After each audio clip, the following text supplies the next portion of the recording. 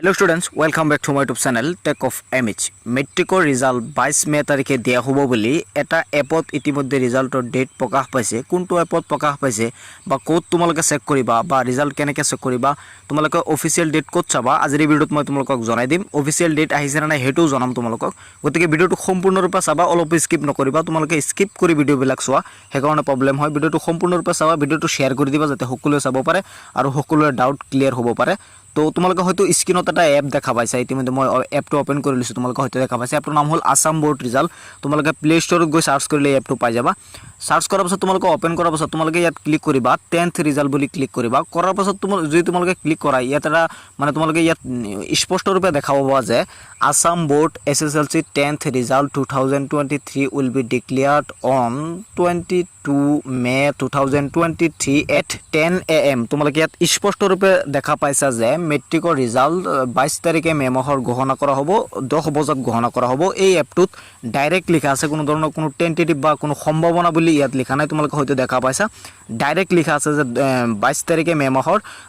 দিনৰ 10টা বজাত তোমালোকৰ ৰিজাল্ট ঘোষণা কৰা হ'ব বুলি এইটো এপত ধুনিয়াকৈ লিখা আছে তোমালোকে হয়তো দেখা পাইছা। এতিয়া তোমালোকক মই লৈ যাম অফিচিয়েল সেৱাৰ যেটো এপ আছে কাৰণ এইটো এপ অফিচিয়েল নহয় তোমালোকে নিশ্চয় জানা এইটো আনঅফিচিয়েল এপ বা ওয়েবসাইট তোমালোকক মই সেৱাৰ যেটো অফিচিয়েল ওয়েবসাইট আছে তাত লৈ যাম গৈ পেলাই মই দেখাম তাত কি লিখা আছে গতিকে তোমালোকে সম্পূৰ্ণৰূপে ভিডিওটো চাই থাকা মই এতিয়া সেৱাৰ যেটো অফিচিয়েল ওয়েবসাইট আছে তাত তোমালোকক লৈ যাবলৈ চেষ্টা কৰিম। দৰ্শকসকল মই এতিয়া তোমালোকক গুগলটো ওপেন কৰি লৈছো ওপেন কৰাৰ পাছত সেৱাৰ যেটো অফিচিয়েল ওয়েবসাইট আছে sevaonline.org মই এটোত আহি গৈছো তোমালোকে হয়তো দেখা পাইছা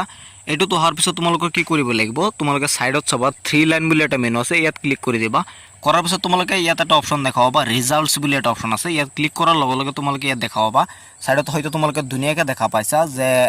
এসএসএলসি বা এএচএম ৰিজাল্ট 2023 কামিং সুন বুলি ইয়াত দেখুৱাই আছে এতিয়াও ইয়াত মানে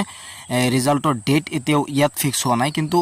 আনঅফিচিয়েল এপ এটাত ৰিজাল্টৰ ডেট ফিক্স হৈ গল অলৰেডি গতিকে ইয়াত যেহেতু কামিং সুন দেখুৱাই আছে অতি সোনকালে তোমালোকৰ ৰিজাল্টৰ ডেট ইয়াতো ফিক্স হৈ যাব কিন্তু 22 তাৰিখে দিয়া হ'ব বুলি এটো এতিয়ালৈকে সেৱাৰ অফিচিয়েল ওয়েবসাইটত এটো ঘোষণা কৰা নাই গতিকে সাধাৰণতে সেৱাৰ অফিচিয়েল ওয়েবসাইটত যেতিয়া তোমালোকৰ ৰিজাল্টৰ কোনো এটা ডেট আহিব ইয়াত লিখা থাকিব ধুনিয়াকৈ তাৰ পাছতহে তোমালোকে ৰিজাল্ট পাবা গতিকে আনঅফিচিয়েল ওয়েবসাইট বা আনঅফিচিয়েল এপৰ